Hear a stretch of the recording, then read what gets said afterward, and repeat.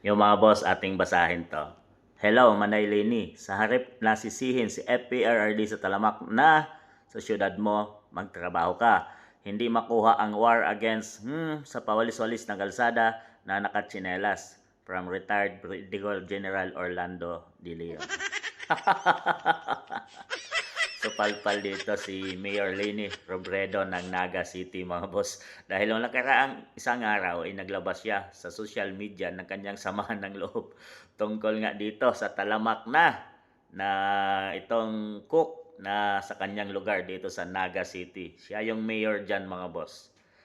Ngayon pa lang na napapabalita nga na siya daw ay isa sa magiging first candidate ng Pinklawan Dilawan ngayong 2028 presidential election.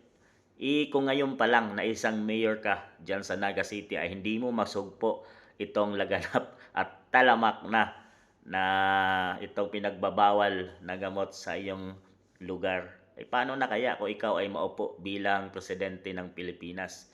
Dahil yon ay pinakamalaking responsibilidad na iyong haharapin kagaya ngayon kay PBBM na parang wala siyang aksyon at wala siyang hindi niya pinapriority itong laganap na at hindi niya tinuloy ang programa ni PRRD noon against war on itong pinagbabawal na gamot mga boss.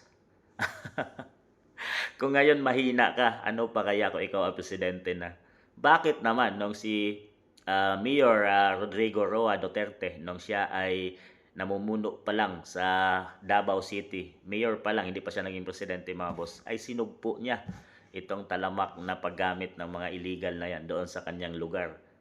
Mga rebelde doon, sinugpo niya talaga dahil magulo dati ang Davao City mga boss. At kaya naman, nagawa niya yon ay naging peaceful ang Davao City mga boss. Sabi nga niya, mamasyal ka dyan ng madaling araw at kung ikaw ay hindi makauwi ng iyong bahay ay pana kasagutan or paninindigan niya na hindi safety ang Davao City mga boss. Kaya naman ganun daw ka-safety ang Davao. Kaya naman nung tumakbo siya bilang presidente ay yun ang kanyang programa na nagustuhan talaga siya ng taong bayan kaya siya ibinoto. Naging kanyang nung tumakbo siya ay pinangako niya na sugpuin itong talamak na pinagbabawal na gamot sa ating bansa. Kaya naman ginawa niya talaga yon. Uplan tukhang ang ginawa niya doon mga boss. Marami sa mga gumagamit niyan, nagbebenta niyan ang natakot sa panahon, 6 years na panahon ni Pangulong Rodrigo Roa Duterte. Sinasabing marami ang mga namatay, pero kailangan daw niya bilang presidente, di ka dapat matakot, kailangan gumamit ng kamay na bakal dahil ang mga Pilipino ay hindi takot. Pag hindi mo sila ginamitan ng kamay na bakal ay hindi sila titigil. Yun ang kamay na bakal na ginamit ni Pangulong Duterte. Kaya naman pinagbayaran niya ngayon yon dahil hindi matanggap ng mga kalaban na ganon ka-safety dapat na ang Pilipinas at nasa dahig siya ngayon mga boss. Nakakulong sa ICC nang dahil sa kagustuhan niyang malinis at maging safety ang kinabukasan ng mamayang Pilipino sa Pilipinas. Yan mga boss, sinagsabihan nito na imbis na pawalis-walis ayan mga boss na nakatsinela sa kalsada ay sugpuin niya sa kanyang lugar itong talamak na pinagbabawal na gamot. Gamitan niya ng kamay na bakal. Kung talagang hawak mo ang lugar na yan, ikaw ang bata sa lugar na yan. Hawak mo yung mga kapulisan. Dapat masugpo, gawan mo ng paraan kung paano sugpuin ito.